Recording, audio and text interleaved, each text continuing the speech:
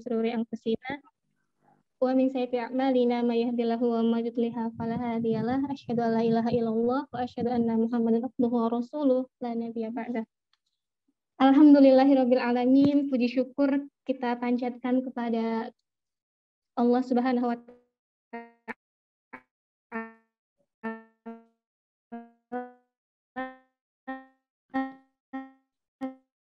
karena berkat kesempatan dan juga virtual dalam Zoom meeting pada hari ini.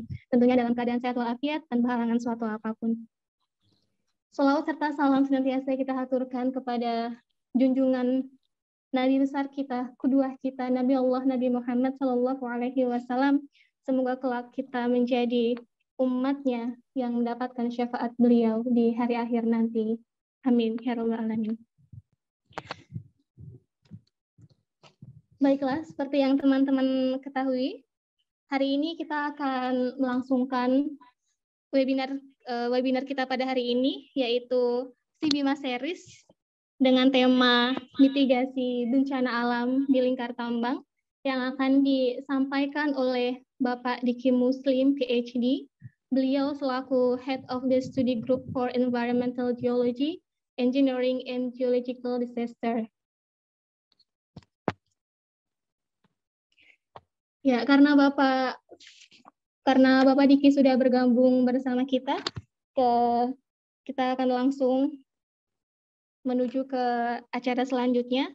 Dan sebagai informasi bagi teman-teman yang baru bergabung, program Sibima Series ini merupakan salah satu program rutin yang diadakan oleh tim Research and Development, salah satu bagian juga dari Bima Sabartum Group, di mana Research and Development ini sering mengadakan webinar rutin yang membahas banyak sekali, terutama yang berhubungan dengan dunia pertambangan, geologi, dan sebagainya. Dan semoga rekan-rekan sekalian di sini selalu dalam keadaan sehat walafiat, selalu dilimpahkan kebahagiaan dan juga keberkahan, apalagi dengan posisi yang masih dengan nuansa pandemi COVID-19, yang tentunya hal ini sangat berdampak kepada seluruh lini kehidupan kita. Sebagai informasi juga, webinar series kali ini dengan tema mitigasi bencana alam di lingkar tambang yang akan disampaikan oleh Bapak Diki merupakan webinar series yang ke-20 dan selanjutnya kita juga akan mengadakan webinar-webinar lainnya juga. Untuk informasi buat teman-teman juga, bahwa Bima Sabartum Group merupakan perusahaan yang bergerak di bidang konsultan pertambangan, konstruksi lingkungan, dan berbagai macam bisnis lainnya. Salah satunya adalah bengkel Bin Haji Parijo yang ada di kantor cabang kita, yaitu di Lampung. Baiklah teman-teman, selamat bergabung. Sebelumnya perkenalkan, nama saya Siti Rohmah. Saya sebagai moderator untuk webinar pada hari ini. Langsung saja, saya akan membacakan untuk susunan acara webinar kita pada hari ini. Yang pertama yaitu pembukaan, yang kedua yaitu kata sambutan dari Direktur Utama Bima Sabartum Group, namun beliau berhalangan hadir karena memang ada keperluan dinas yang tidak bisa ditinggalkan, tapi beliau tetap memantau acara webinar kita pada hari ini. Kemudian yang ketiga adalah penyampaian materi, acara inti yang kita tunggu-tunggu, yang akan kita dengarkan secara bersama-sama materi dari Bapak Diki Muslim. Kemudian yang terakhir yaitu sesi tanya jawab, dan yang terakhir adalah penutup. Baiklah teman-teman, marilah kita mulai webinar kita pada hari ini dengan bersama-sama melafazkan basmalah. Bismillahirrahmanirrahim. Seperti yang tadi saya sampaikan di awal, bahwasanya Bapak Haji Erik Wijaya SPMP selaku Direktur Utama dari Bima Sabartum Group, beliau berhalangan hadir karena perjalanan dinas. Gitu. Jadi untuk sambutannya kita skip dulu, langsung ke materi utama. Materi utama kita pada hari ini yang akan disampaikan oleh Bapak Diki Muslim PhD. Sekali lagi, untuk tema pada hari ini yaitu mitigasi bencana alam di lingkar tambang. Dan Bapak Diki Muslim ini merupakan ketua dari Head of the Study Group for Environmental Geology, Engineering, and Geological Disaster yang merupakan Associate Professor. Sebelum kita mempersilahkan Bapak Diki untuk menyampaikan materinya, saya sebagai moderator izin untuk membacakan sedikit CV beliau. Ya, nama beliau Bapak Diki Muslim PhD, lahir pada 15 Desember di Bogor tahun 1967 dan sekarang menetap di Cimahi, Jawa Barat. Kemudian posisi beliau saat ini merupakan tadi Head of the Study Group for Environmental Geology, Engineering, and Geological Disaster, dan background education dari Bapak Diki Muslim PhD. Yang pertama, untuk sarjana, beliau merupakan graduate from Department of Geology, Faculty of Mathematics and Natural Science, University of Pajajaran, Indonesia, tahun 1992.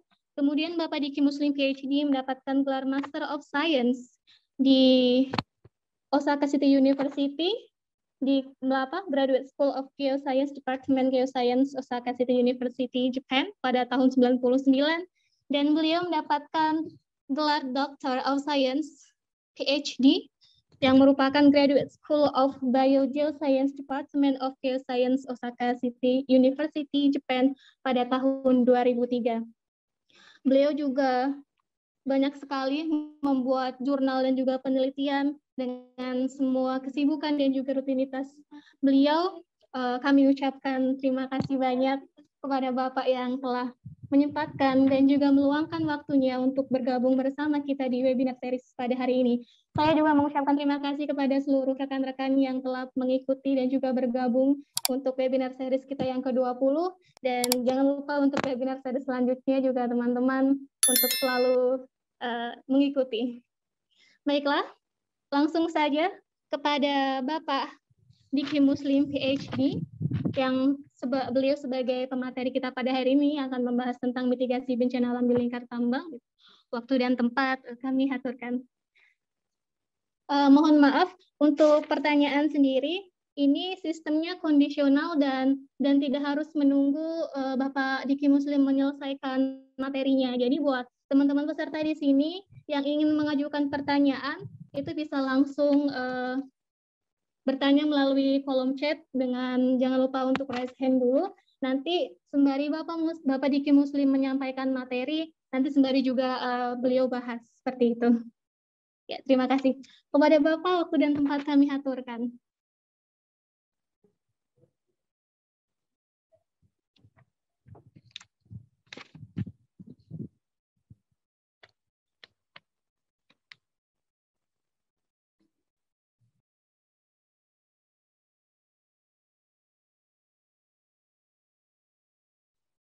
Baik, terima kasih Ibu Moderator, Ibu Siti Roma. Assalamualaikum warahmatullahi wabarakatuh. Selamat pagi, salam sejahtera untuk kita semua, semoga pada sehat. Mohon izin dulu, apakah suara saya terdengar? Terdengar, Pak. Ya, baik, terima kasih. Insya Allah sesuai dengan petunjuk dari moderator dan juga diskusi kami kemarin sebagai pra-launching begitulah. Awal mengenai webinar pada pagi ini, saya mengajukan sebuah judul, barangkali kalau boleh dikemas dalam sebuah judul, mitigasi bencana alam di lingkar tambang. Mudah-mudahan sudah terlihatkah?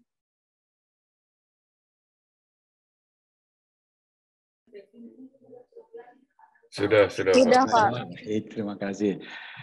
Saya pertama ingin mengucapkan terima kasih kepada pimpinan si Bima Series, ya, kemudian perusahaan juga Pak Dirut yang kebetulan hari ini berhalangan, dan juga kepada Kang Panji yang sudah memberikan informasi kepada saya dan juga mengontak dengan perusahaan bahwa kegiatan semacam begini adalah kegiatan yang sangat bagus Dan saya sangat setuju sehingga ini menjadi sebuah wahana untuk silaturahmi sebetulnya.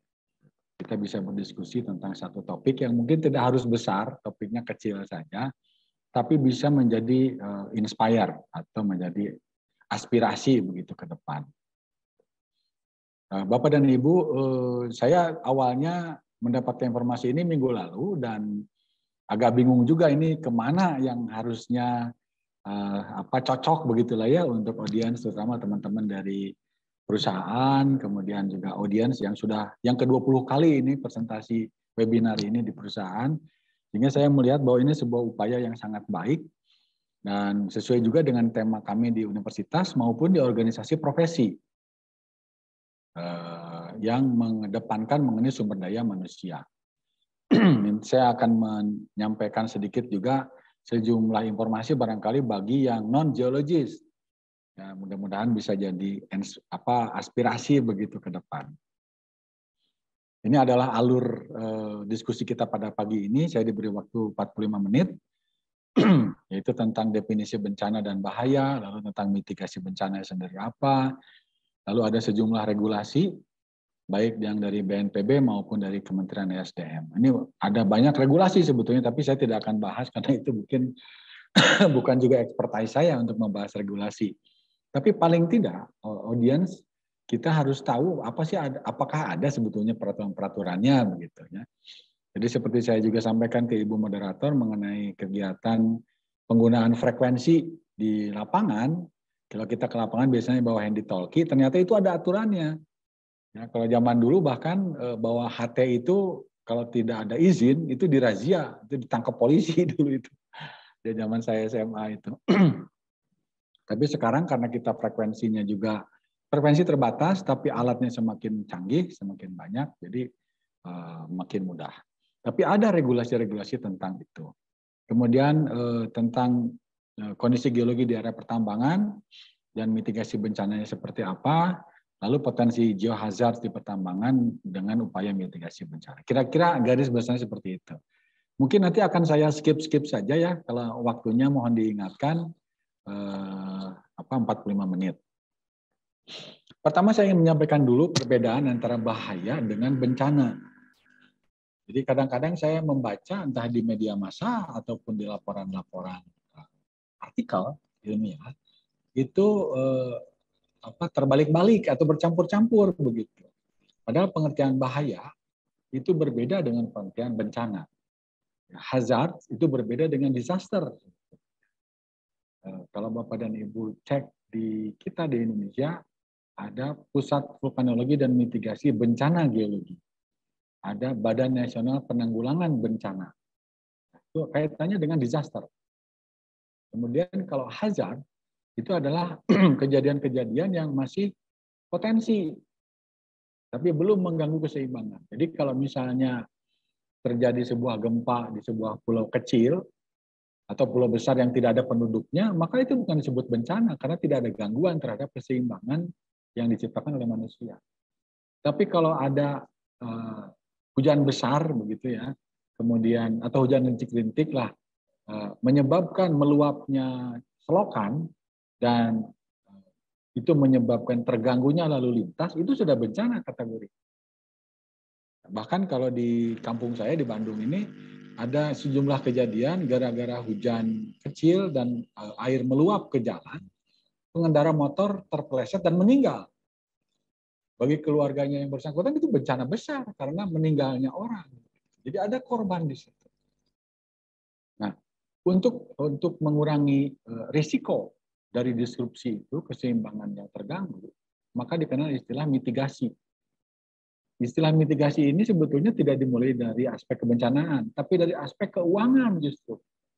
Saya membaca laporannya, paper-paper pada tahun 70-an, itu sudah menyebutkan mengenai mitigasi atau mengurangi risiko. Apa yang dimaksud risiko? Di dalam kajian keuangan adalah volatile. Jadi artinya industri keuangan itu tidak ajeg. Ada banyak perubahan-perubahan yang tidak bisa diprediksi. Nah, seperti misalnya kaitannya dengan masalah asuransi, masalah penyimpanan uang, itu ada mitigasinya ternyata. Dan tentu berbeda dengan pengertian kebencanaan, mitigasi itu sesuatu yang fokusnya adalah ke disaster. Kemudian ada juga pertanyaan kalau begitu dari sisi saya, geologi itu apa? Nanti ada pertanyaan itu. Saya ingin membahas dulu tentang bencana ini karena sesuai dengan judulnya, mitigasi bencana di lingkar tambang, berarti fokus kepada mitigasi bencana. Nah, sebagai informasi bahwa UNISDR, sekarang UNDDR, sudah mengkategorisasi sejumlah bencana di dunia ini dan mengelompokkannya menjadi sejumlah bahaya yang harus diwaspadai. Yang pertama bahaya geologi atau geological hazards. Kedua bahaya hidrometeorologi, bahaya biologi, bahaya teknologi. Lalu penurunan kualitas lingkungan, environmental degradation. Semuanya ini sebetulnya ada risikonya. Saya ingin mengingatkan juga bahwa yang benar menurut KBBI adalah risiko, bukan resiko. Kalau resiko itu biasanya dapur. Ya, resiko dapur beli beras, beli gula, beli minyak goreng, itu resiko dapur. Tapi kalau risiko, ini ada rumusnya.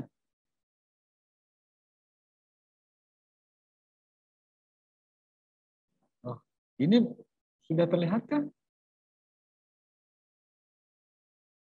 Ya. Kalau halaman depannya terlihat tadi. Terlihat, Pak. Saya baru muncul. Terlihat, Pak. Terlihat ya. Jadi terlihat, Pak.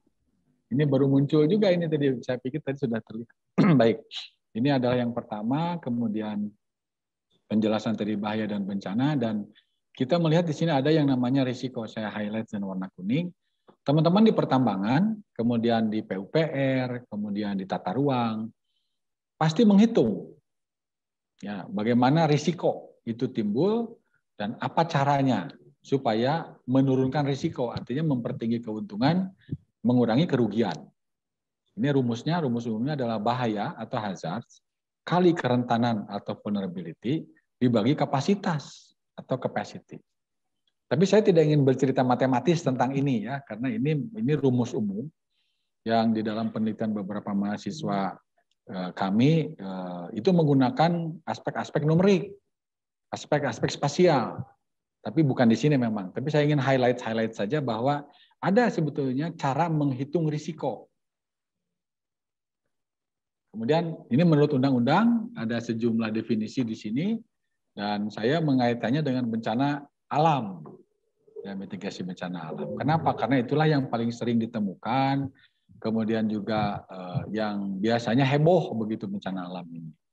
Dan sekarang sebetulnya sedang tahap kita ini proses menghadapi bencana hidrometeorologi menuju puncak musim hujan. Nah, ini ada banyak sekali bencana di kita. Tapi saya ingin mengajak Bapak dan Ibu melihat diskusi definisi dari bencana ini. Ya, menimbulkan korban jiwa, ya, kemudian kerusakan lingkungan, kerugian harta benda, dan dampak psikologis. Ini kadang-kadang suka dilewat ini dampak psikologis ini. Karena mungkin diurus oleh orang yang sehat, tapi mereka yang risiko tinggi, para lansia, ibu-ibu menyusui, anak-anak bayi kecil misalnya itu mempunyai dampak psikologis bencana ini. Nanti ada ceritanya. Tapi kira-kira ini adalah definisi yang ada di dalam peraturannya, di dalam undang-undang kita, nomor 24 tahun 2007. Saya punya harapan bahwa Bapak dan Ibu mungkin sudah pernah melink lah atau paling tidak membaca mengenai bencana ini, tentang penanggulangan bencana. Karena ini adalah undang-undang. Kemudian selain tadi ada juga kecelakaan industri. Nah ini di industri bukan cuma di pabrik ya, bukan cuma di manufaktur sebetulnya kategori kecelakaan industri ini. Di industri pertambangan justru saya kira lebih rentan. Lebih tinggi vulnerability-nya, kerentanannya lebih tinggi. Karena ada pencampuran, ada aspek alami dengan non-alami. Ya, di industri pertambangan, kemudian industri migas, sehingga lebih ketat sebetulnya pengaturan-pengaturannya untuk kecelakaan industri ini. Nah, kemudian yang kedua dan ketiga, konflik sosial maupun sabotase. Di kita di Indonesia ini juga suka terjadi. Ada beberapa kasus di daerah-daerah yang menjadi lahan pertambangan atau lingkar tambang, konflik sosial itu menjadi muncul ke permukaan. Dan kadang-kadang ini tidak bisa ditangani oleh pemerintah sebagai penanggung jawab wilayah, tapi memerlukan juga sentuhan dari sejumlah stakeholder lain. Nah, masyarakat kita kadang-kadang emosian, ya, dalam kasus-kasus tertentu sehingga mudah sekali tersulut emosinya dan itu menjadi konflik sosial. Dan merembet, mengeskalasi kadang-kadang menjadi konflik suku, konflik agama yang padahal sebetulnya tidak itu intinya. Ya, itu menjadi catatan juga mengenai bencana yang sudah dibuat aturannya. Ya, dan kalau sudah ada aturan berarti ada sanksinya kalau tidak melaksanakan aturan, begitu kira-kira. Ya. Kemudian sabotase, ini juga yang kadang-kadang tidak kita disadari nih. Tidak kita sadari sabotase. Misalnya teroris ke pariwisata, itu kan sabotase sebetulnya. Nah ini juga termasuk dalam kategori bencana. Baik, kategori bencana ini kalau saya gambarkan, dikelompokkan menurut undang-undangnya, ada sejumlah kejadian. Tapi saya ingin meng-highlight saja 2, atau mungkin 3 termasuk yang paling kiri ini, yaitu bencana geologi, bencana hidrometeorologi, dan bencana biologi. Sekarang yang sedang heboh itu bencana biologi. Dan kasusnya bukan cuma Indonesia, sedunia. Ya, ada varian baru namanya Omicron. Ya, di Jakarta teman-teman Satgas COVID itu langsung alert. Ya, karena kita takut kecolongan Omicron ini. Bahkan Hong Kong, tadi pagi saya baca Detikcom itu menyatakan bahwa masker yang apa istilahnya, yang menutup sampai sini yang warna putih itu ternyata menjadi penyebab tersebarnya varian Omicron di Hong Kong itu. Itu rilis resminya begitu tadi saya baca. Jadi epidemi ini luar biasa, bencana yang luar biasa.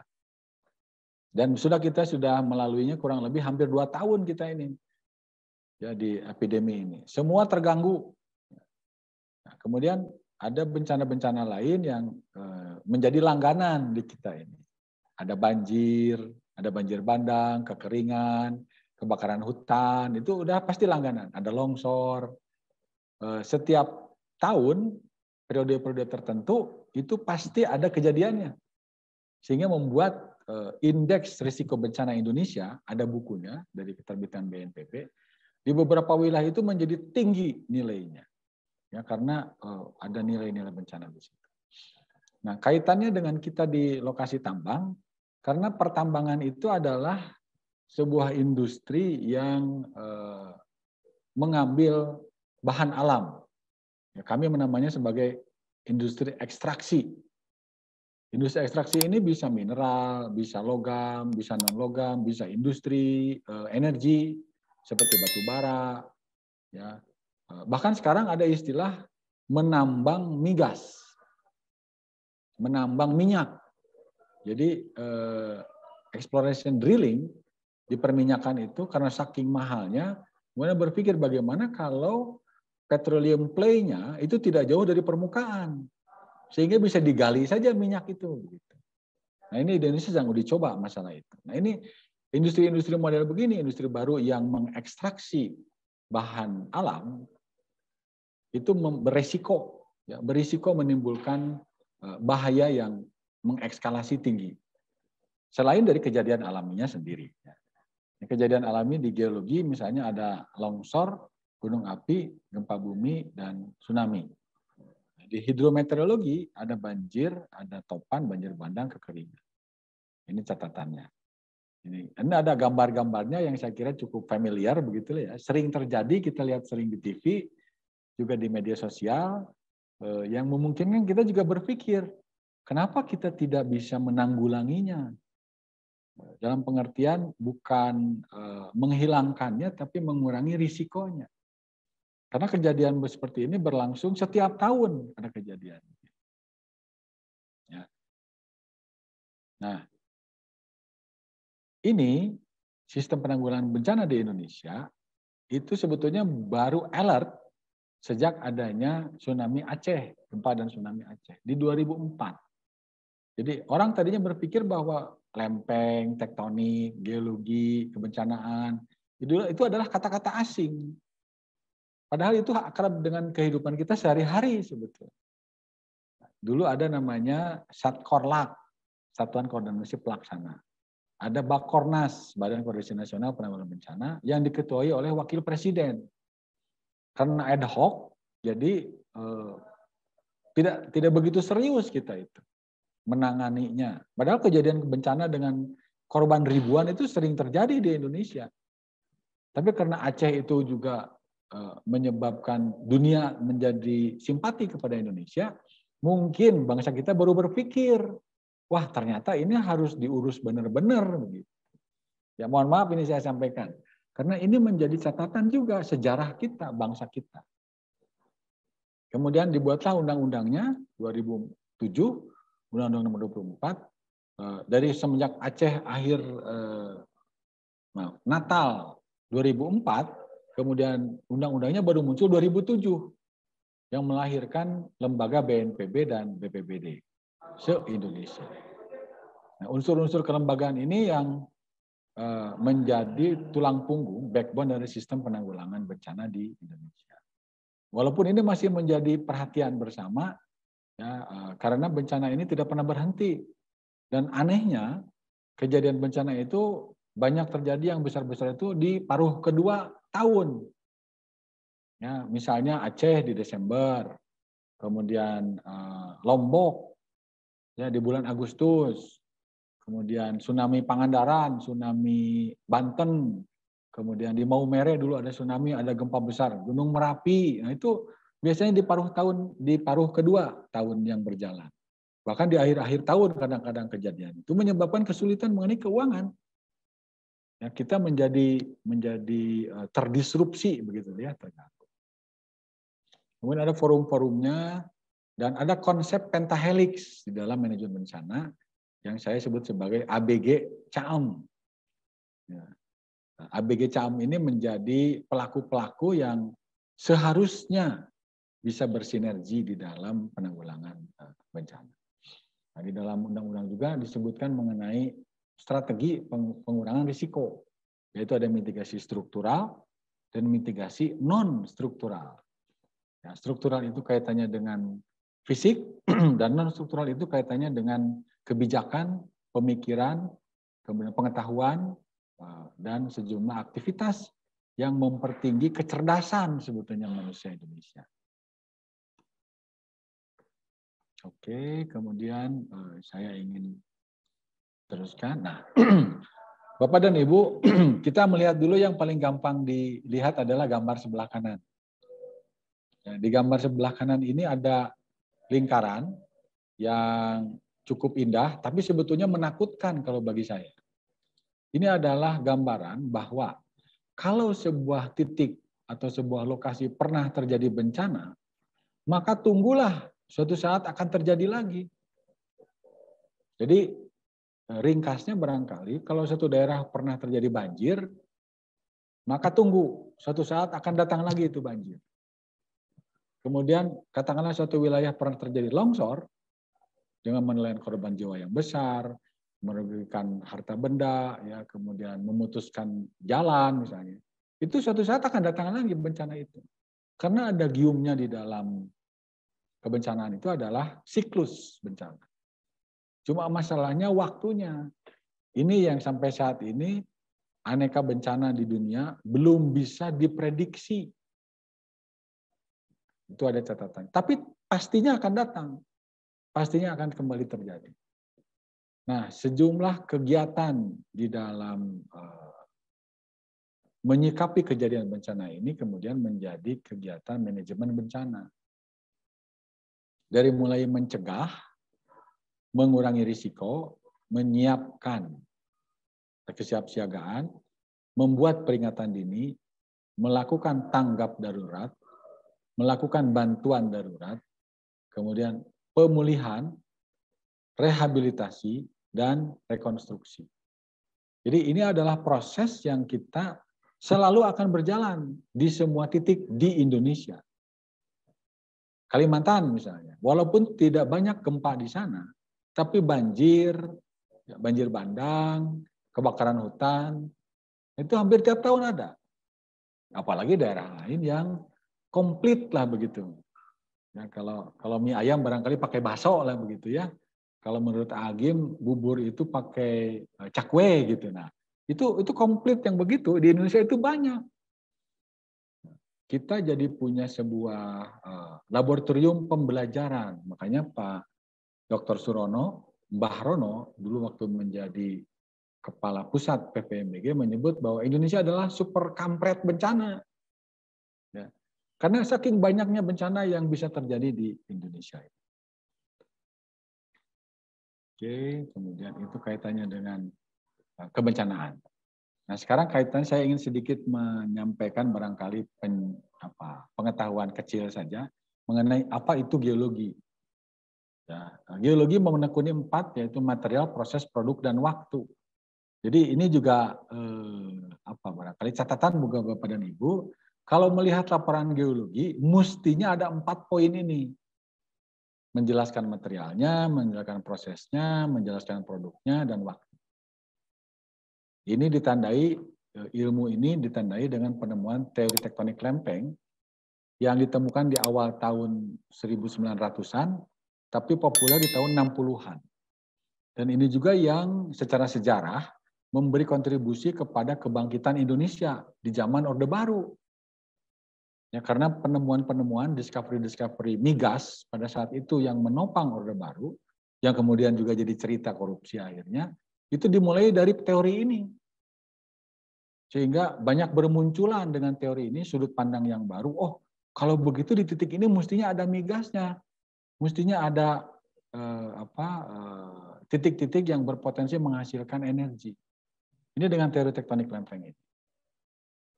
Nah, membaca geologi tentu tidak akan lepas dari posisi kita di mana planet kita ini.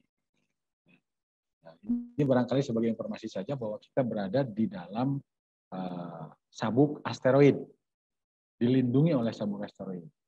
Dan di luar ada sabuk Kuiper yang melindungi sejumlah planet-planet besar, eksoplanet di luar asteroid. Nah, ini juga menjadi catatan karena kadang-kadang bencana di kita itu bukan cuma dari dalam bumi, tapi juga dari luar bumi. Oke, nah saya ingin mengilustrasikan barangkali yang paling kiri adalah bumi. Bumi kita cantik, biru dibandingkan dengan saudara-saudaranya yang di dalam endoplanet. Kecuali yang Pluto ini sudah dicoret ini ya. Tapi kita bisa melihat bahwa bumi kita itu cantik, indah, biru, kemudian ada kombinasi warna yang bagus dibandingkan dengan Venus dan Mars. Yang gosong, hitam, merah gitu, membara gitu. Atau Mercury dan Pluto yang dingin. Pluto yang dingin, yang jauh gitu ya. Kemudian yang eksoplanet, kita bisa melihat bumi kita tuh ukurannya kecil sebetulnya. Ya, mungkin sebesar kelereng, kalau ada nampan besar, nampah besar, ini adalah Jupiter. Dan Bapak dan Ibu bisa melihat di dalam Jupiter itu ada badai. Ya, ada pergerakan badai di sini yang ukurannya lebih besar dari bumi. Jadi kalau saja badai ini bisa menarik bumi, maka dia akan tertelan di sini. Saking kecilnya bumi kita. Ini Saturnus, Neptunus, dan Uranus juga berwarna biru. Tapi di sini yang ada adalah bukan air. Katanya sih amoniak. Jadi di sana tuh bau pesing katanya. Amoniak beku itu. Itu yang di Uranus dan Neptunus berwarna biru juga. Nah, kita lihat mataharinya sekarang. Sebagai induk dari tata surya kita, ini mataharinya sebesar inilah kira-kira pembandingannya. Bumi ini kecil sekali ini, noktah. Barangkali mohon maaf kalau tidak terlihat ya. Kemudian matahari kita dibandingkan bintang-bintang lain, maka kita kecil sebetulnya di dalam sebuah tataran galaksi. Barangkali Ibu Moderator boleh saya sela sedikit ya. Adakah yang tahu galaksi Bima Sakti kita itu bahasa Inggrisnya apa?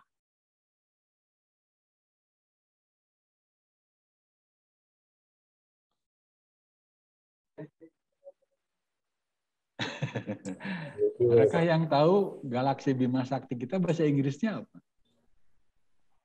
Kalau nggak salah Milky Way, Pak. Oke. Terima kasih Pak Bagus. Jadi Bima Sakti itu bahasa kita. Ya, bahasa di tiap daerah berbeda-beda ternyata. Yang kebetulan bahasa Inggris bahasa internasional, ya jadinya orang mengenal Milky Way. Saya suka tersenyum karena begini, kadang-kadang ada presentasi dalam bahasa Inggris di seminar internasional, mencantumkannya adalah Bima Sakti, begitu, bukan Milky Way. Itu menjadi joke juga ya, mengenai pengetahuan kita. Tapi saya ingin menunjukkan bahwa bumi kita itu luar biasa sebetulnya, tatarannya. Termasuk juga di dalamnya. Jadi Bapak dan Ibu, kita ini tinggal berumah, bertempat tinggal cuma di bagian kerak, bagian atasnya saja. Dan tebal kerak itu kurang lebih 16-40 km. Sementara jari-jari bumi kita itu 6.370 km. Jadi diameter bumi kita itu kalau dia bundar, bulat, itu sekitar 12.740 km. Kita jalan kaki 1 km saja ya sudah cukup menguras energi lah begitu ya. Ini 12.000 km bumi kita itu. Jadi dianggap kecil juga sebetulnya tidak untuk ukuran kita manusia. Nah, saya ingin mengajak Bapak dan Ibu melihat yang disebut sebagai crust tadi. Crust itu adalah kerak. Barangkali kalau di Jawa Tengah ya mungkin dikenal namanya intip. Nah, ya, atau yang suka ngintip itulah. Itu kerak dari nasi. Nah, kerak bumi kita itu tebalnya 16-40 km. Yang paling permukaan bagian atas yang juga punya potensi energi, potensi mineral, dan juga potensi bencana adalah batuan sedimen. Bapak dan Ibu, yang sebelah kiri, ini saya anggap sebagai horizontal. Ini adalah perlapisan batuan sedimen yang berumur kurang lebih sekitar 30 juta tahun yang lalu. Dimulai pembentukannya itu. Ya, kemudian dia mengeras di dasar laut, ini di formasi halang, masih dalam kondisi relatif horizontal. Ya. Nah, di dekat ini tidak jauh, ada bagian yang miring lapisannya. Ya, ini sebagai pembanding, ini juga mahasiswa saya sebagai pembanding, kita bisa melihat batuannya miring. Kalau ini miringnya tidak begitu, ya relatif lah. Ini sudah agak miring. Nih, yang di bagian kanan bawah itu sudah bukan miring lagi, tapi tegak. Tegak. Padahal ini tidak berjauhan lokasinya. Kemudian yang bagian kiri bawah, ya, di kuadran ke-3, ya, ini adalah ciri dari adanya pembalikan. Jadi yang tadinya ini bagian bawah, sekarang sudah di bagian atas. Jadi batuan yang tadinya tegak ini kemudian rebah, miring. Ini menjadi catatan. Ini lokasi di daerah Majalengka sekarang sudah terendam oleh waduk Jati Gede genangannya. Dulu kami sering ekskursi ke sini. Saya ingin menggambarkan bahwa geologi itu mempelajari ini, material, proses, dan produknya. Nah, kemudian waktu. Nah, kenapa saya menceritakan tentang waktu? Pertama karena waktu ini agak membingungkan bagi kalangan umum, kalangan khalayak. Masa sih katanya bumi kita jutaan tahun begitu ya. Ya, padahal dari fosil-fosil yang kita temukan, kemudian ini contohnya dinosaurus, ini pasti sudah tahu lah, Jurassic Park begitu ya. Kita itu termasuk tidak muda bumi kita. Ada yang tahu kira-kira umur bumi berapa?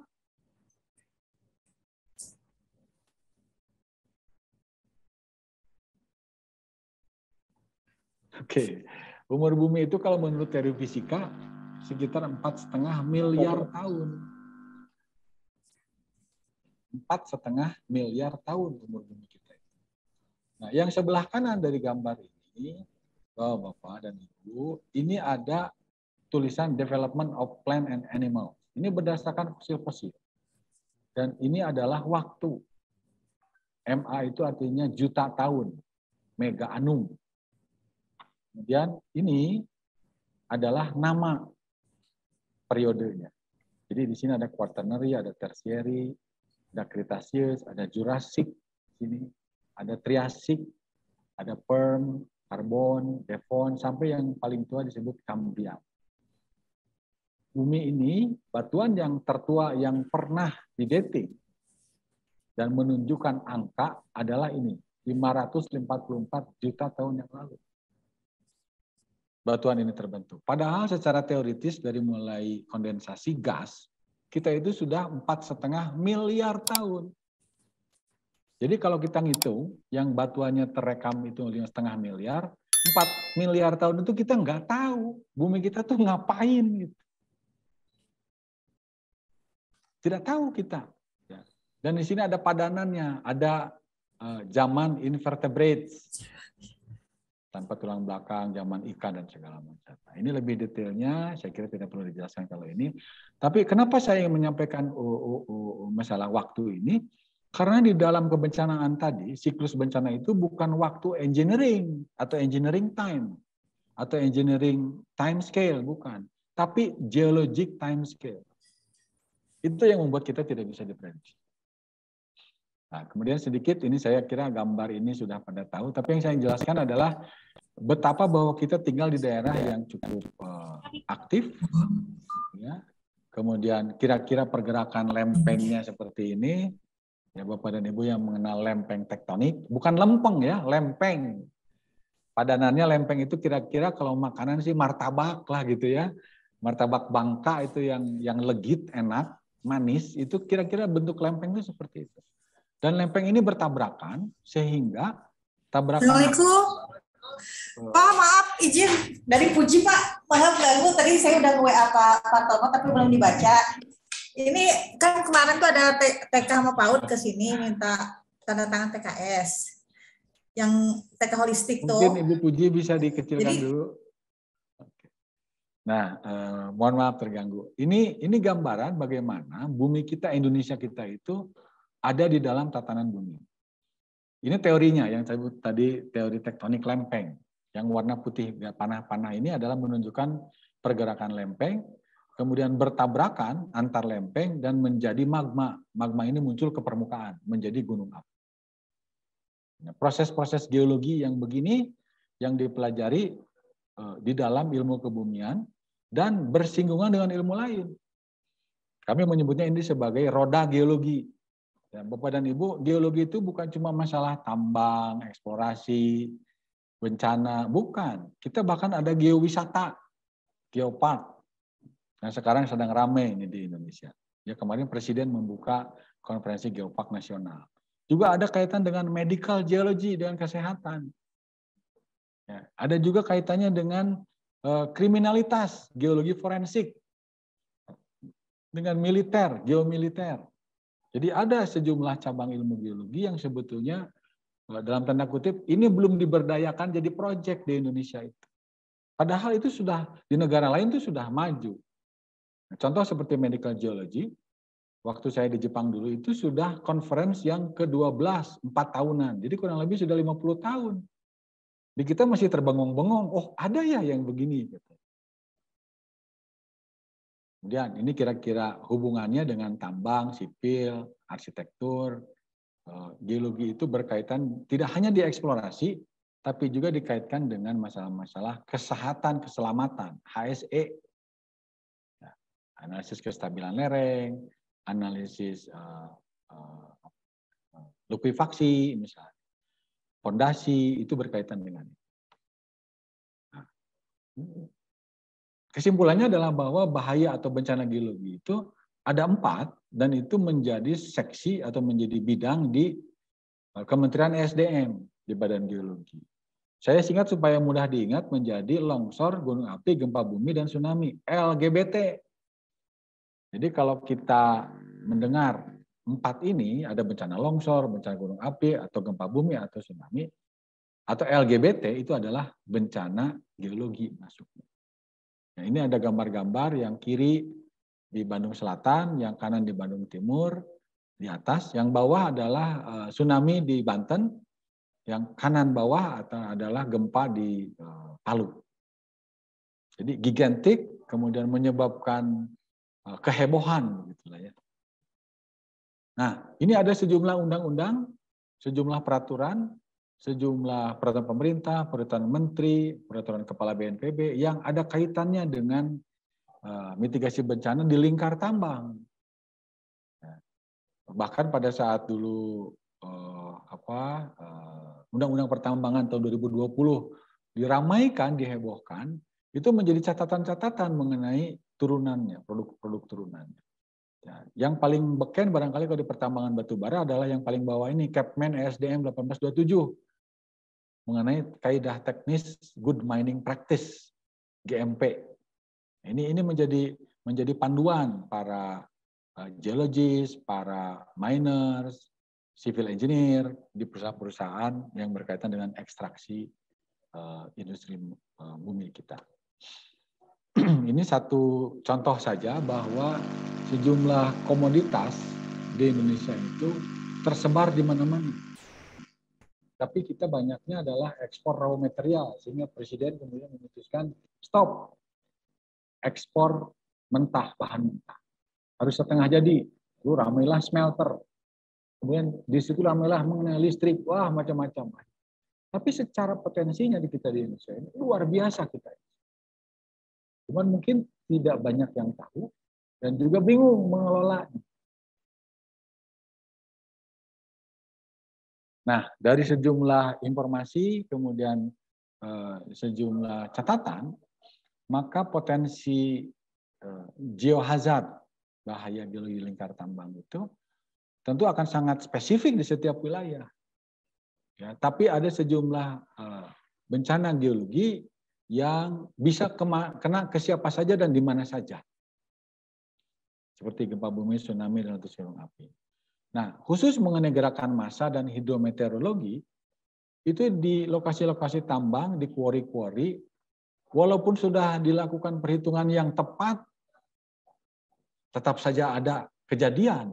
Karena yang kita hadapi adalah sebuah sistem alam yang fokus di wilayah-wilayah itu saja. Ada rekan saya di Bro yang menjadi manajer di geotek di sana, sudah menghitung bahwa satu bukaan tambang itu tidak akan longsor dalam kondisi terbasah karena hujan, kemudian muka air tanahnya juga tertinggi dengan data yang akurat geotekniknya itu. Ternyata longsor. Dan longsor itu menimpa kendaraan, itu yang jadi masalah. Kalau saja tidak ada kendaraan dump truck yang lewat, tidak jadi korban, mungkin tidak urusan. Tapi ini jadi urusan akhirnya. Ini menjadi catatan mengenai perencanaan menghadapi bencana. Mungkin kalau di perusahaan menjadi SOP untuk HSE. Tapi bayangkan kalau itu terjadi ke masyarakat. Kasus pencemaran sungai, kasus robohnya tailing misalnya ya. Kemudian kalau yang tambang ilegal rakyat misalnya itu kaitannya dengan polusi begitu. Itu menjadi pemikiran mengenai di lingkar tambang itu apa sih sebetulnya yang harus kita siapkan, yang harus kita cermati. Ini menurut PVMBG, ini contoh saja mengenai gerakan massa atau gerakan ini yang menjadi catatan di Indonesia. Tapi kajian tentang ini umumnya bukan di perusahaan-perusahaan tambang, tapi di masyarakat, di BPBD, di lembaga-lembaga universitas, itu yang menjadi acuan. Nah, ini contohnya adalah faktor-faktor yang menurut PVMBG tahun 2018 menjadi penyebab longsor. Yang jelas adalah masalah air, masalah morfologi, kemudian masalah material. Tentu masalah material, proses, produk, dan waktu. Nah, waktunya berulang juga bisa. Kemudian tata guna lahan. Lalu getaran. Sampai ke bawah, yang lebih lucu adalah pembuangan sampah. Itu menjadi faktor-faktor yang menyebabkan bencana longsor. Kenapa yang terakhir ini sampah? Karena di kampung saya pernah terjadi sebuah kejadian. Orang meninggal ketimpa plastik kresek. Dan yang meninggal ini tidak tanggung-tanggung, 42 orang. Karena berada pada lokasi pembuangan sampah yang sistemnya itu adalah katanya sanitary landfill. Keren. Padahal di daerah Jawa Barat bagian tengah ada istilah untuk sanitary landfill ini. Mungkin Ibu Siti Rohmah juga tahu artinya. Ada namanya dolbon. Ya, kalau bahasa Perancisnya dolbon itu adalah BAB in the yard gitu lah.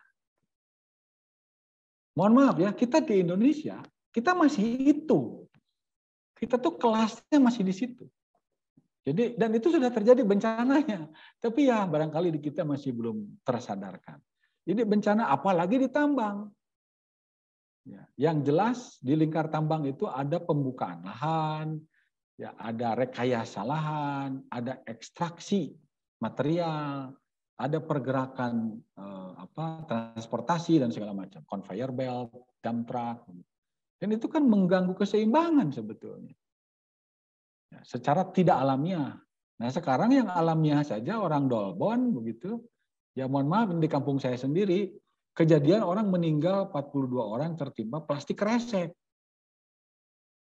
Ketika saya bercerita tentang ini teman-teman di luar negeri pada tertawa, saya malu jujur saja.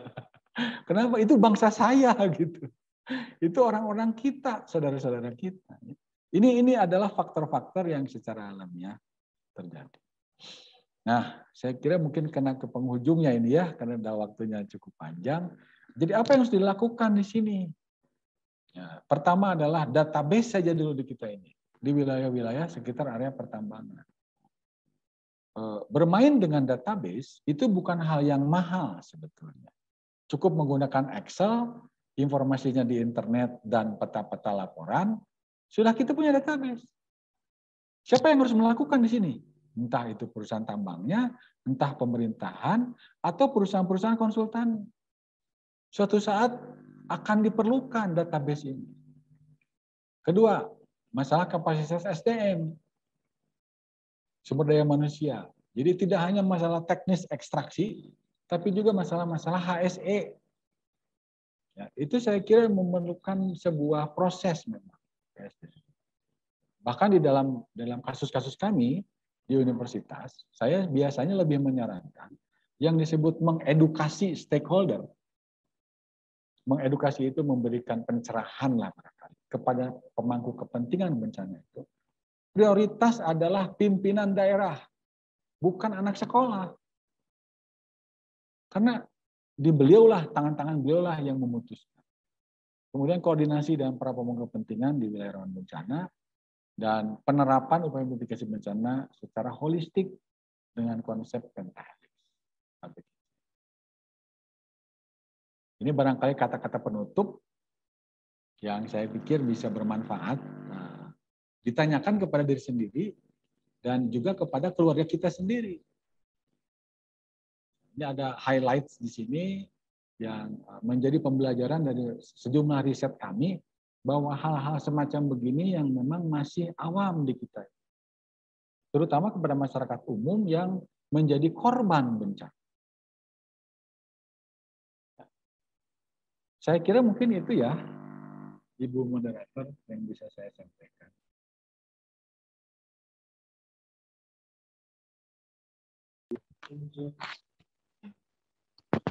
Baiklah Bapak, terima kasih. Ini sudah ya Pak ya untuk penyampaian materinya? Ya, saya kira itu saja dulu karena 45 menit udah kelebihan ini. Tidak apa-apa, sebenarnya tidak dibatasi Pak. Oke. Iya. Baiklah, terima kasih banyak Bapak Diki Muslim PhD atas pemaparan materinya yang sungguh luar biasa. Terutama bisa menambah wawasan kita semua, seluruh rekan-rekan yang bergabung di webinar pada hari ini. Selanjutnya, rekan-rekan kita akan memasuki sesi tanya-jawab. Kepada rekan-rekan yang ingin bertanya, secara langsung ke Bapak, silahkan untuk klik tombol raise hand. Kemudian silahkan sampaikan pertanyaannya di kolom chatnya. Ya.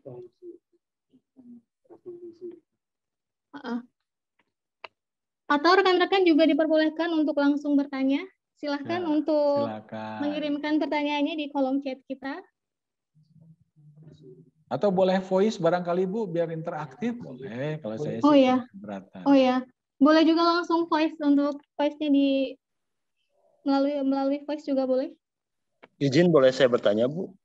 Saya Iya, langsung. boleh, silakan. Baik, terima kasih Prof. Diki. Memang kebetulan saya ikut di webinar ini. Ya. Saya ada pertanyaan tentang penelitian saya juga, Prof. Judulnya adalah Alam, Manusia, dan Kearifan Lokal, Prof. Sambil contoh, di zona saya pernah kemarin ke Baduy ya, Prof. Ya. Saya membagi 3 zona, Prof. Jadi di zona 1, zona bawah itu kan kalau dimitigasi itu kan suku gunung ya, Prof. Ya. Jadi sebutnya duku gunung, suku lemur. Di zona 2 itu sebagai lahan pertanian, Prof. Di tengah-tengah. Yang 3-nya itu daerah puncak gunung sebagai leuweung kolot atau yang sebagai itu. Tapi pertanyaan saya nih, Prof, kan terjadinya sekarang tuh pergeseran nilai-nilai budaya nih, Prof. Contoh saya penggunaan nama-nama pun sudah hilang. Ketika zaman dulu orang bilang Cibuntu, sekarang masih diadakan pembangunan padahal airnya buntu. Nah, pertanyaan saya izin. Betul. Ada atau tidak, Prof, tentang bagaimana manusia dan tentang mitigasi dari nilai-nilai kebudayaan itu sendiri, Prof. Terima kasih, karena itu pertanyaan saya. Baik, terima kasih. Bagaimana Bu moderator, langsung atau? Iya, silahkan. Iya, langsung. Baik, terima kasih ya. Ini budaya menghadapi bencana di Indonesia seharusnya sudah terdeteksi, tertanam, terinstall begitu di masyarakat kita. Saya agak kaget dulu ketika 2004 terjadi tsunami. Setahun berikutnya saya kebetulan sedang ada di ITC di Belanda. Ada dosen di Belanda ini, mohon maaf, yang bertanya tentang istilah smog. Saya agak kaget karena kami tidak tahu apa itu smog. Saya tidak tahu. Ternyata itu adalah budaya turun-temurun sebuah dongeng di Pulau Simelu, bahwa kalau laut surut, naiklah ke atas gunung, begitulah kira-kira. Nah, yang jadi masalah yang mendokumentasikannya itu orang lain. Sementara kita, pemiliknya sendiri tidak mendokumentasikan. Karena tradisi lisan barangkali ya salah satu sebabnya. Jadi pertanyaan Pak Ilham tadi, apakah budaya lokal, kearifan lokal itu menjadi bahan yang baik untuk kebencanaan? Saya justru bukan saja itu baik, tapi sangat baik. Yang jadi masalah itu tidak terdaftar, tidak terdokumentasikan. Dan itu akan sangat tergantung kepada personilnya. Ya, contoh misalnya dari perusahaan lah katakan. Dari grup Bumi Sabartum ini ada orang yang suka ke lapangan dan senang dengan musik misalnya gitu ya. Terus ketika suatu saat di lapangan, Kang Panji lah misalnya, senang di lapangan, lalu mendengar sebuah tuturan bahasa daerah setempat. Kalau itu dicatat, itu bisa menjadi bahan untuk local wisdom sebetulnya. Karena nenek moyang kita juga, yang jelas bukan pengangguran hidupnya dulu itu. Dia berjuang untuk kehidupan. Dan itu yang jadi masalah adalah mendokumentasikan. Jadi tadi di dalam catatan saya mengenai so what next gitu loh. Itu salah satunya adalah mendokumentasikan itu. Sementara dokumentasi sekarang ini kan mudah ya. Kita bawa HP, tidurnya bawa HP, ke toilet bawa HP gitu. Dan itu informasi ada di situ semua. Termasuk toolsnya, aplikasinya. Merekam bicara, merekam gambar, merekam video ada di situ. Dan kita menyia-nyiakan kan? Saya yakin 15 tahun yang lalu kita tidak punya HP secanggih sekarang. Ya, zaman dulu itu yang masih 1G, 2G, 3G aja udah keren gitu tahun 10 tahun yang lalu. Sekarang 4G aja udah ketinggalan zaman, udah 5G sekarang. Nah, jadi kembali lagi mengenai local wisdom tadi itu, ini strategi bersama bahwa mitigasi, kan judul saya mitigasi bencana, itu bukan cuma struktural, tapi ada poin yang mudah, murah, meriah gitu lah ya, yang non struktural, yang tidak juga banyak orang mengerjakan.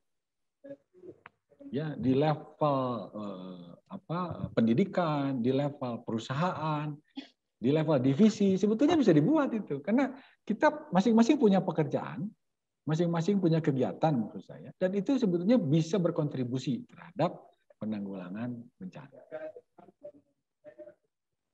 Saya kira mungkin itu ya Pak Ilham ya. Terima kasih Pak.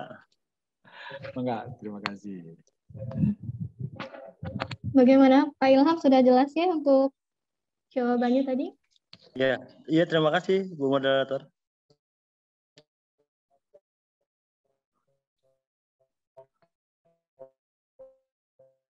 Oke. Baiklah, untuk rekan-rekan yang lain, langsung disampaikan saja pertanyaannya. Kalau tidak ada, saya ingin menyampaikan sedikit ini kaitannya dengan masalah tambang, ya, dengan masalah tourism, dan kebetulan member-member tentang bencana. Nah, ini sedikit pengalaman saja sebetulnya. Pada saat dulu ada fenomena alam. Sudah terbacakah gambarnya? Sudah terlihat? Sudah Pak. Gerhana matahari total. Ya, jadi ini ada kejadian dulu gerhana matahari total di Indonesia, dan ini saya laporan pakai bahasa Jepang, mohon maaf ini saya tidak terjemahkan. Dari aslinya dari sana, kalau ada yang bisa baca, ini di Indonesia Sulawesi Island. Ya, Palu City, Sentral Sulawesi, 9 Maret 2016.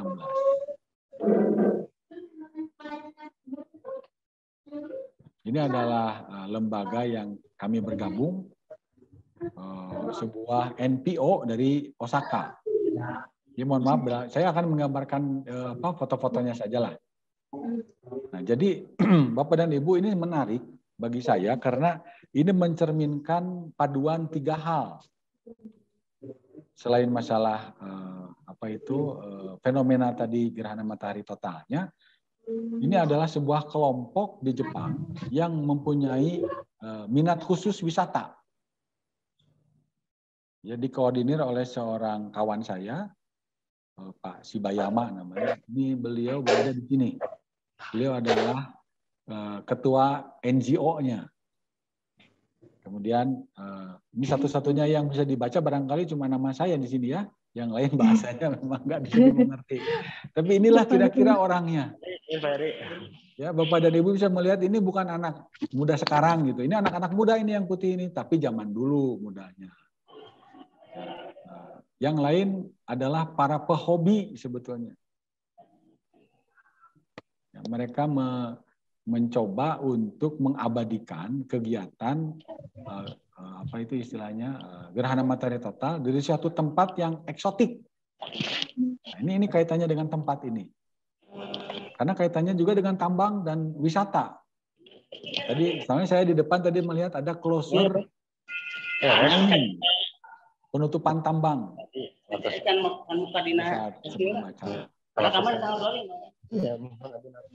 Oke, ini tidak perlu saya jelaskan. Ini itinerary sebetulnya 2016 Maret tanggal 6 sampai 2012 Maret tanggal 10. Selama 5 hari rencananya perjalanan mereka. Nah, mereka nginapnya di sini. Di Teluk Palu. Ada namanya Hotel Swiss Bell. Saya ini transit di Swiss Bell Airport Jakarta, lalu di Swiss Bell Hotel Silai, daerah Silai. Mereka menggunakan GA dan NH pesawatnya. Ini laporan namanya juga. Nah, ini foto-fotonya saja kita lihat. Ini kebetulan tempatnya sangat cantik. Ini Teluk Palu. Kemudian ini adalah hotel tepat di pinggir teluk ini. Dan kita sudah booking tempat itu 3 tahun sebelum kejadian. Jadi 2016 itu adalah hari H-nya, D-Day-nya. Itu 2013 kami sudah survei ke sini dan langsung booking. Karena melihat bagus sekali daerah ini. Ini amatir-amatir sebetulnya, para pensiunan, ada juga mahasiswa, mahasiswi begitu, yang ingin melihat gerhana matahari total di satu tempat yang eksotik. Dan mereka menyiapkan peralatannya di pagi hari pada saat itu. Kemudian ini sambutan di bandara macam-macam ya. Ini alat yang mereka buat. Kemudian ini produk-produknya. Saya tidak akan cerita ini, tapi yang jelas ini kameranya juga tidak sembarangan walaupun amatiran. Produk-produknya. Kemudian sekarang apa hubungannya dengan mitigasi bencana? Ya, dan ini Palu ini juga ada tambangnya di sana. Yang pertama adalah selain kegiatan ini, karena kegiatan ini cuma 2 jam maksimum, kita juga membuat option A.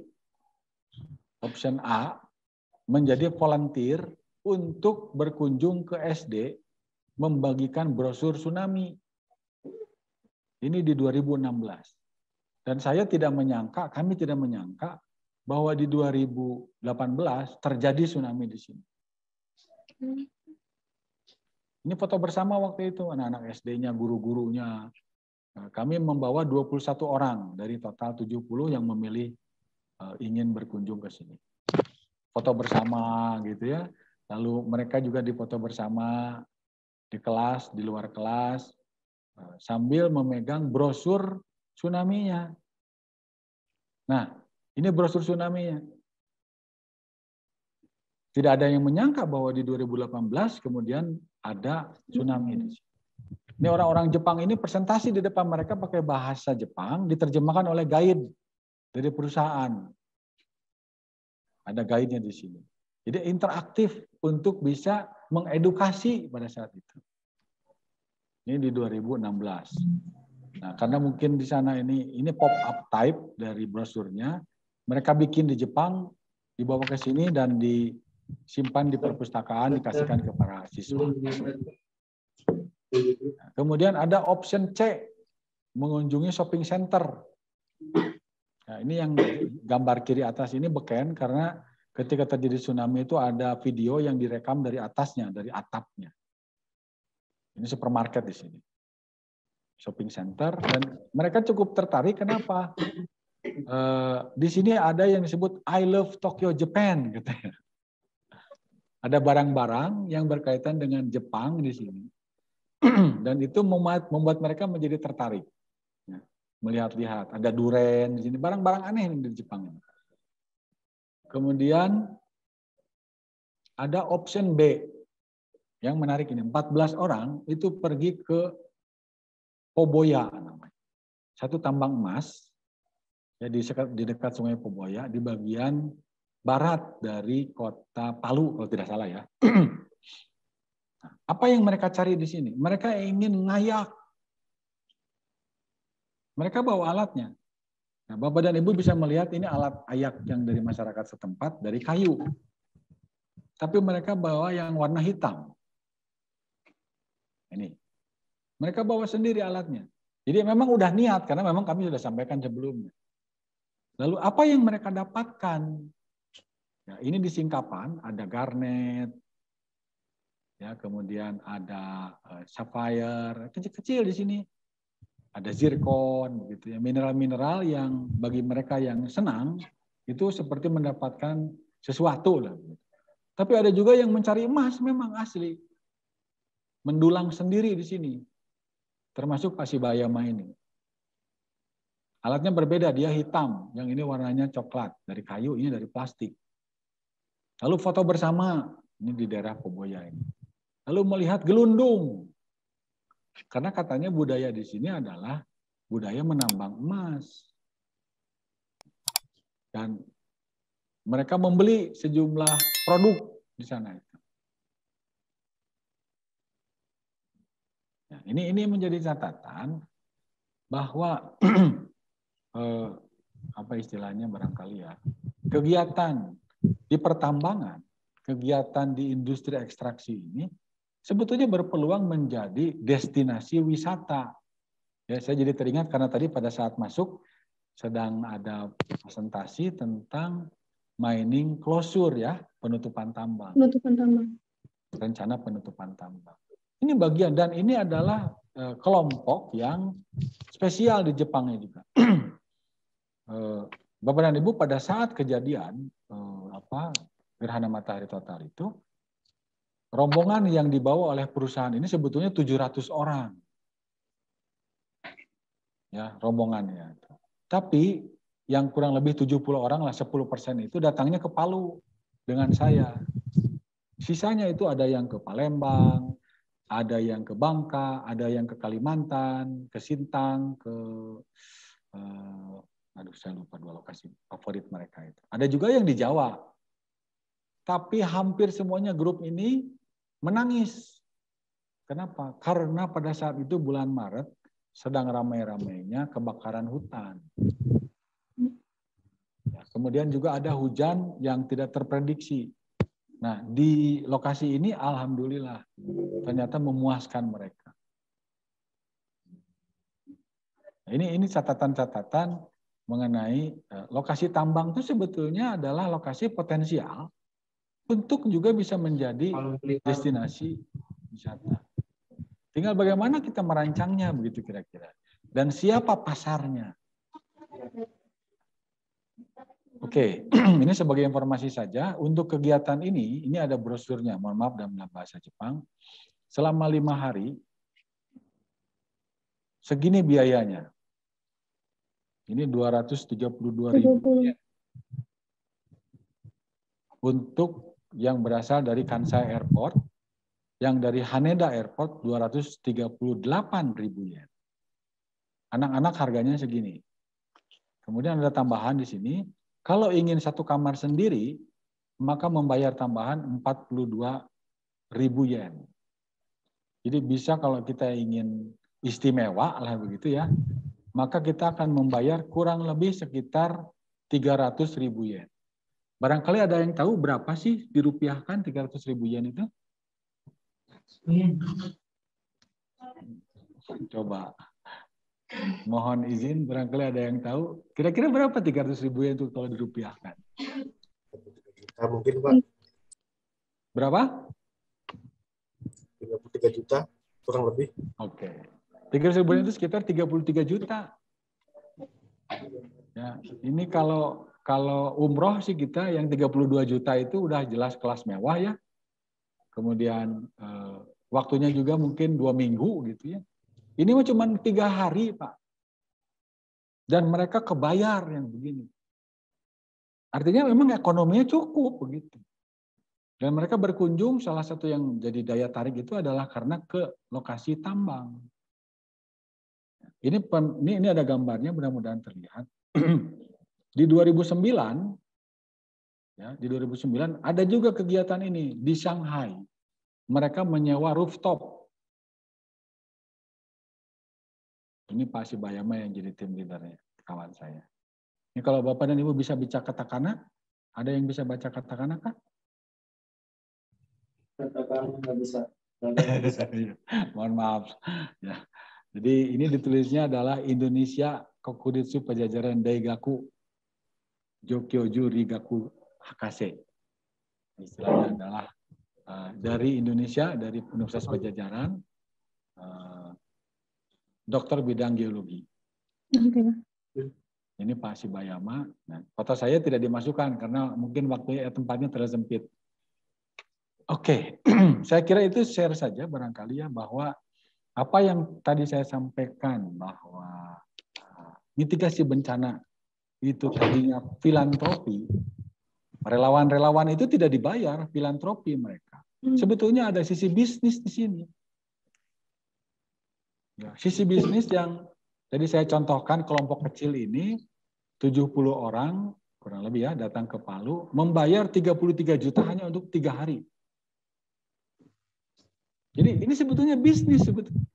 Dan itu terdapat di lokasi tambang. Nah, let alone bencananya datang kemudian. Karena di daerah di Aceh itu bagi orang-orang Jepang itu sebuah perbandingan yang nyata antara kejadian gempa 2011 di Sendai yang korbannya 18.000 orang dengan kejadian gempa di Aceh 26 Desember 2004 korbannya 280.000 orang. Jadi di sini ada perbedaan yang sangat signifikan. Saya kira mungkin begitu Bu, Ibu moderator tambahannya ya. Mudah-mudahan bermanfaat. Baik Pak, terima kasih banyak. Sangat bermanfaat pastinya Pak. Menambah lagi wawasan kita tentunya. Ya. Selanjutnya ini Pak ada pertanyaan lagi dari salah satu peserta dari Bapak Irsyadinas. Kepada Pak Irsyadinas, apakah ingin disampaikan secara langsung ke Bapak Diki? Silahkan Pak. Ya, boleh Ibu. Terima kasih atas kesempatannya. Iya. Mohon izin Pak Diki bertanya. Silakan Pak Irsyad. Iya, ini terkait dengan di Belitung Timur Pak, tempat saya berdomisili begitu. Nah, di tempat kami kan komoditas tambang yang masih juga sampai hari ini ada itu yaitu tambang timah, yang pemegang izin usaha pertambangan itu yaitu PT Timah begitu. Nah, kalau melihat undang-undang tentang tata kelola lingkungan dalam operasi tambang, Undang-Undang Nomor 4 2009, itu bahwa pemegang IUP itu harus menyertakan harus menyusun dokumen AMDAL terlebih dahulu dan juga harus menyusun UKL, dokumen upaya pengelolaan lingkungan sama upaya pemantauan lingkungan gitu Pak, UKL sama UPL. Nah, namun sebenarnya beberapa penelitian yang sudah ada di Belitung Timur terkait dengan biohazard yang terjadi di akibat aktivitas tambang itu salah satunya banjir gitu Pak. Okay. Nah, kalau menurut pengamatan Bapak secara keseluruhan, apakah sebenarnya sudah cukup efektif gitu ya Pak ya implementasi undang-undang ini terhadap aktivitas pertambangan di seluruh Indonesia gitu. Kalau tadi saya ambil contoh Belitung Timur kan mungkin itu kasuistik gitu ya Pak ya. Mungkin dalam tatanan operasionalnya belum begitu memperhatikan AMDAL atau UKL-UPL yang disusun begitu. Tapi mungkin ada perspektif atau contoh lain gitu yang sepanjang pengamatan atau sepengetahuan Bapak begitu mengenai aktivitas tambang lainnya di Indonesia ini yang mendirect kita ke kesimpulan bahwa mungkin di tataran operasional undang-undang ini belum begitu efektif begitu Pak. Terima kasih. Baik, terima kasih Pak Irsyad. Saya jawab ya Bu ya. Ya silakan Pak. Undang-undang ini dari 2009 dan peraturan AMDAL itu lebih tua lagi kan gitu ya. Kebetulan aja ini kaitannya dengan masalah tambang. Di Undang-Undang 2020 lebih tegas lagi sebetulnya. Tapi masalahnya kan di atas kertas. Jadi kuncinya sebetulnya di manusianya. Jadi manusianya kalau memang dibikin secanggih apapun aturannya masih bisa ngeles, ya ngeles gitu. Ya mohon maaf ya. Kita rapat UKL, rapat UPL gitu ya, rapat AMDAL gitu. Komisi AMDAL kan juga ada tuh ya. Apa sih isinya? Mohon maaf ini saya sampaikan. Apa sih isinya? Kesepakatan. Jadi bukan kebenaran sebetulnya, kesepakatan. Benar dan tidaknya wallahu alam. Nanti alam yang menentukan maksudnya begitu ya. Bukan alam penyanyi dangdut, bukan ya. Tapi wallahu alam itu tergantung kepada bagaimana kejadiannya. Tapi sepakat dulu di dalam ruangan kan gitu. Jadi kita tidak melihat bahwa itu implementasi yang bagus. Sehingga permasalahan terus muncul di kita. Dan saya sebagai praktisi barangkali yang suka ke lapangan, kadang-kadang sedih. Ya sedihnya itu mungkin kita bisa makan enak dari industri ini, ekstraksi ini sekarang. Coba nanti anak cucu kita. Jangan jauh-jauh lah, di kampung saya saja industri ekstraksi air tanah, kan semua ini kita pakai air tanah. Kadang-kadang PDAM itu cuma kentutnya doang, mohon maaf, keluar angin maksudnya gitu. Ketika dibuka keran itu bukan keluar air, keluar angin kan gitu ya. Padahal di tempat lain airnya melimpah. Tapi apa itu artinya? Kita akhirnya bikin sumur gali. Awalnya 2 meter keluar air, 5 meter keluar air. Kan sebetulnya menyalahi aturan itu Pak. Tapi karena itu massal dilakukan, kesepakatan tadi itu. Nah, contoh kecil itu menunjukkan bahwa kasus-kasus kita ini sebetulnya tidak kasuistis. Kasus itu kita itu komunal sebenarnya. Yaitu tentang pemahaman SDM-nya. Sehingga di dalam adagium kebencanaan, selain tadi siklus bencana, ada yang namanya mainstreaming, mengarus utamakan. Padahal sebenarnya itu bahasa kasarnya adalah nakut-nakutin, Pak, itu bahasa kasarnya. Ya, ini perbandingan 2 poin ini. 1 Jepang 2011, 1 Indonesia 2004. Indonesia 2004 korbannya adalah 280.000 orang. Jepang 11 Maret 2011 itu korbannya adalah 18.000 orang. Kan jauh sekali, Pak. Apa bedanya mereka dengan orang Jepang dan kita? Pertama, kesamaannya dulu deh, makan nasi, makan ikan. Terus apa mereka lebih pintar-pintar dari kita? Enggak. Sepengalaman saya mengajar di Jepang dan mengajar di Indonesia, anak-anak kita tuh lebih pintar sebenarnya, lebih kreatif. Mereka tidak lebih pintar, tapi mereka lebih patuh. Kenapa? Karena ditakut-takuti, Pak.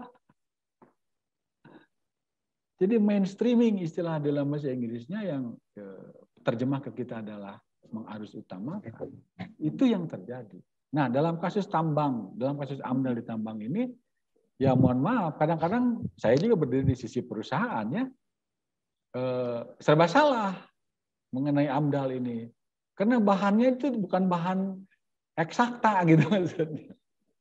Tapi saya juga jadi penelaah di dalam laporannya. Saya juga jadi serba salah, Pak. Enggak dikasih salah kasihan, dikasih ngerusak alam. Kan gitu. Ini menjadi catatan, pertanyaan tentang bagaimana sih sebetulnya kita bersikap terhadap hal ini. Jadi harapan saya adalah makin banyak orang yang tahu mengenai resikonya sebenarnya. Jadi kalau kita, ya katakanlah, mohon maaf nih dari pemerintahan dinas misalnya ya, menyetujui sesuatu tentang perubahan ekosistem, perubahan kesetimbangan alam, harus diukur dulu dampaknya bagaimana. Sehingga kita tidak sekadar nanda tangan gitu maksud saya. Ya mungkin pada saatnya tertentu nanda tangan itu harus, karena ekonomi masyarakat di situ membutuhkan, bisa. Tapi ada tapinya, dihitung harga keekonomiannya. Saya kira mungkin itu lebih cocok. Itu saja barangkali kalau dari saya, Pak Ihsan. Ya, makasih Bapak. Tergantung manusianya gitu ya, Pak. Tergantung manusianya, betul. Ya. Sudah cukup jelas ya, Pak Irsyad? Jelas, Ibu. Makasih banyak kesempatannya. Ya. Terima kasih juga atas pertanyaannya. Baiklah rekan-rekan, tadi sudah disampaikan jawaban terkait pertanyaan dari Bapak Irsyad.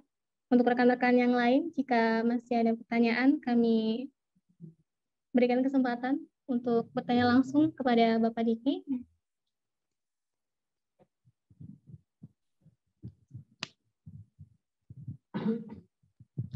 Bagaimana rekan-rekan?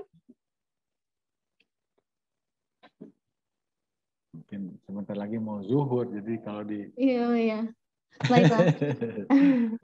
Jika memang tidak ada lagi pertanyaan, mungkin kita cukupkan sampai 2 pertanyaan ini.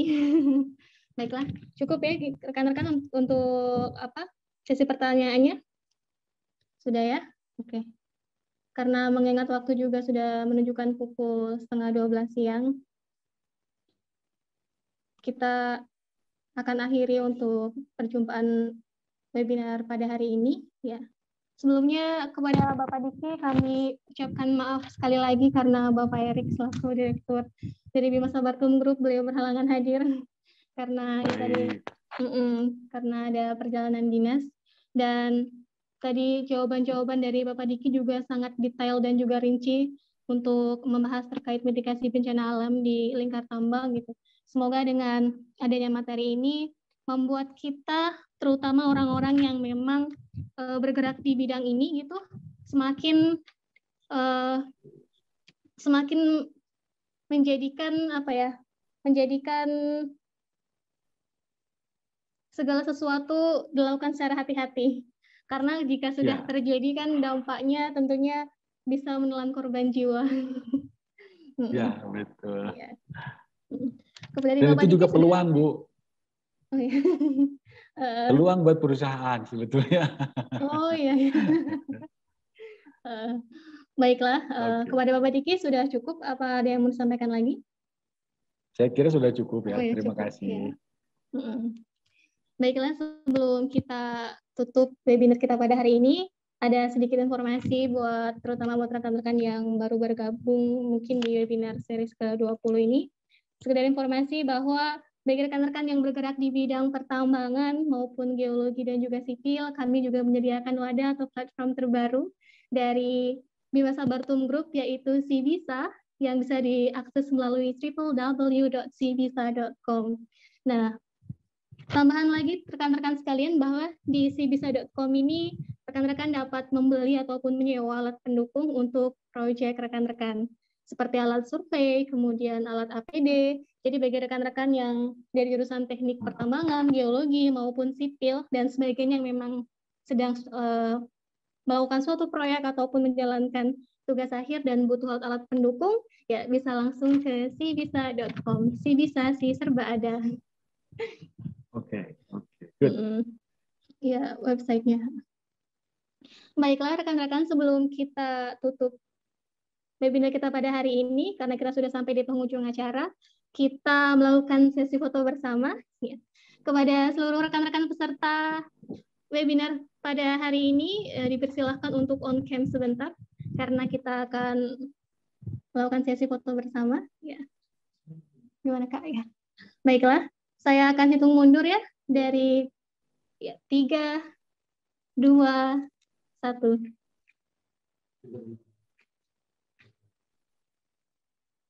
Sudah? Ya, sekali lagi. 3, 2, 1. Gaya bebas. Oke. Gaya bebas. Silakan ya. Kepada seluruh peserta. Ini namanya salam tangguh kalau di Iya, salam tangguh. Ya.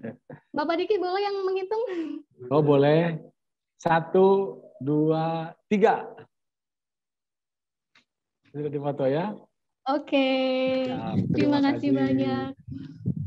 Terima kasih Bapak-Bapak juga yang hadir dari Unpad. Saya memberitahu tadi. Kami juga mengucapkan sekali lagi terima kasih kepada Bapak Diki Muslim PhD yang sudah menyempatkan waktunya pada hari ini, yang sudah berkenan untuk menjadi pemateri di CBIMA Series ke-20 ini dengan tema mitigasi bencana alam di lingkar tambang. Karena beliau juga Head of the Study Group for Environmental Geology, Engineering, and Geological Disaster, dan merupakan dari Associate Professor, dan tentunya sudah sangat memiliki banyak experience di bidang ini. Dan semoga materi tadi juga semakin menambah wawasan dan juga pengetahuan kita, terutama di mitigasi bencana alam ini. Tambahan informasi bahwa bagi teman-teman yang ingin mengupgrade skill software pertambangan ataupun ingin mengikuti webinar pembahasan yang berhubungan dengan pertambangan maupun geologi, teman-teman bisa untuk terus update dengan kita, karena kita memiliki official account Instagram di @bimasabartum, ya teman-teman nanti bisa mendapatkan informasi dari sana. Kemudian kita juga punya LinkedIn, Bima Sabartum Group, serta jangan lupa untuk subscribe YouTube si Bima Channel, karena seluruh kegiatan dari Bima Sabartum Group termasuk dari webinar series pada hari ini akan diupload di sana. Jadi rekan-rekan sekalian nanti bisa membuka kembali untuk recording web series kita pada hari ini dan bisa mempelajarinya kembali di YouTube channel si Bima Channel. Dan juga bagi teman-teman yang menyukai mendengarkan podcast, kami juga memiliki podcast yang sekarang juga tersedia di Spotify. Nanti bisa diakses untuk teman-teman yang suka mendengarkan podcast seperti itu. Baiklah, cukup ya Pak ya. Sebelum kita akhiri webinar kita pada hari ini, marilah kita bersama-sama melafazkan hamdalah. Alhamdulillahirabbil alamin. Iya. Semoga bagi kita sebagai peserta dan juga kepada Bapak tentunya ini menjadikan amal jariah untuk Bapak yang sudah sharing ilmu dan juga pengetahuannya untuk webinar series pada hari ini. Terima kasih Pak Diki Muslim PhD. Baiklah, saya Siti Rohmah selaku moderator webinar series pada hari ini. pamit untuk mengundurkan diri dan saya mohon maaf apabila ada salah kata, ada salah perbuatan, dan terima kasih banyak atas kesempatan pada hari ini. Jangan lupa untuk mengikuti lagi webinar series di seri selanjutnya. Saya akhiri. Wabillahi taufiq wal hidayah. Wassalamualaikum warahmatullahi wabarakatuh. Semangat. Waalaikumsalam warahmatullahi wabarakatuh. Semangat.